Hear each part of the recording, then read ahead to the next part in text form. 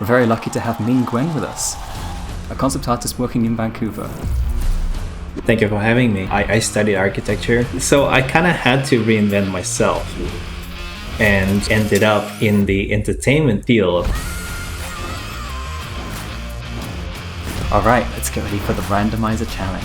In Japan, we made our robot a huge Freakachu. Oh wow. So, the Freakachu. What the hell is Freakachu?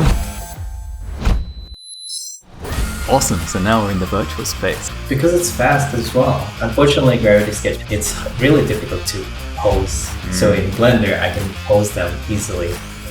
The painting part might be interesting to see. It's just more layers. As you can see, there's like different particles of sand here and there. There's some really nice ones that's actually got the light and the shadow.